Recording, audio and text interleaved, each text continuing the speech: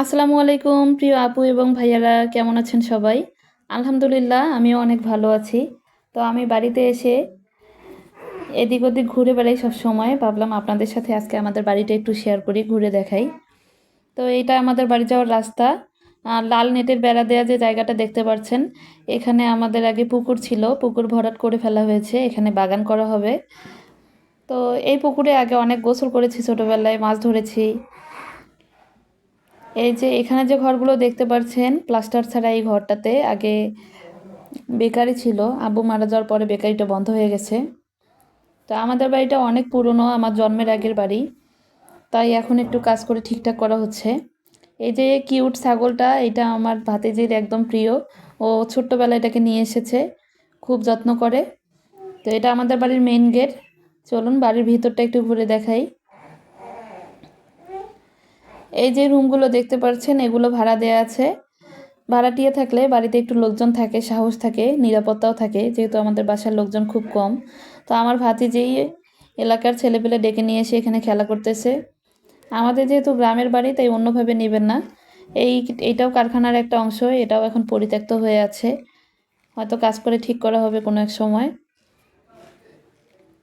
তো গ্রামের বাড়িতে হাঁস মুরগি গরু ছাগল এগুলোই থাকে, এগুলোই বাড়ির সৌন্দর্য। তো আমাদের বাড়ির পিছন দিকটা চলুন একটু ঘুরে দেখাই।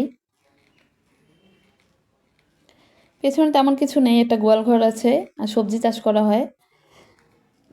তো এই তো গোয়াল ঘর, গরুগুলো বাইরে ঘাস খেতে দেওয়া হয়েছে, মাঠে নিয়ে গিয়েছে হয়তো। এই তো শুধু ছোট্ট একটা বাছুর এখানে আছে। আব্বু আগে অনেক যত্ন করতো গরুগুলোর, এখন দেখাশোনা করার মানুষ নেই। তো এই যে সুপারি বাগানটা দেখতে পাচ্ছেন, এখানের প্রত্যেকটা গাছ আমার মায়ের নিজের হাতে লাগানো। মা অনেক পরিশ্রমী, বসে থাকতে পারে না, সবসময় এটা সেটা করতেই থাকে। তো এখানে যে জাঙ্গিটা দেখতে পাচ্ছেন, এখানে আগে লাউয়ের গাছ ছিল, কেটে দেওয়া হয়েছে, আবার নতুন করে কোনো সবজি গাছ লাগানো হবে।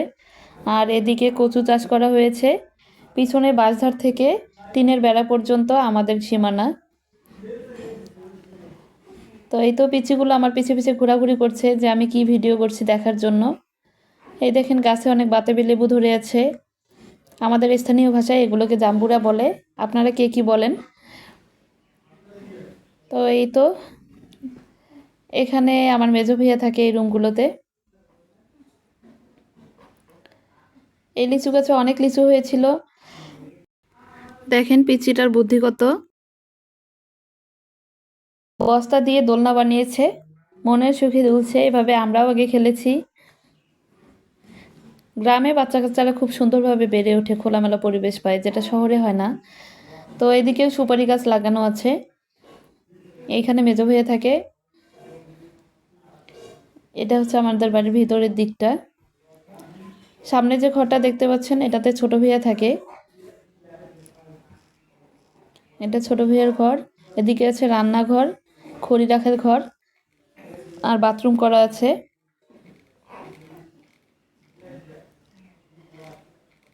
এই যে এদিকে এটা হচ্ছে আব্বুর আর মার ঘর, এখন তো আব্বু নেই, মা আর আমার ভাতিজি থাকে এখানে। এই ঘরটাতে আমরা আসলে থাকি, নয়তো পড়েই থাকে। পাশের যে ঘরটা, এখানে এখন মার রান্নার ব্যবস্থা করে দেয়া হয়েছে, অনেক সময় বাইরে গিয়ে রান্না করতে পারে না। তো এই তো ঘরের ভিতরের দিকটা না দেখাই, আজকে এ পর্যন্তই। সবাই ভালো থাকবেন, সুস্থ থাকবেন। আল্লাহ হাফেজ।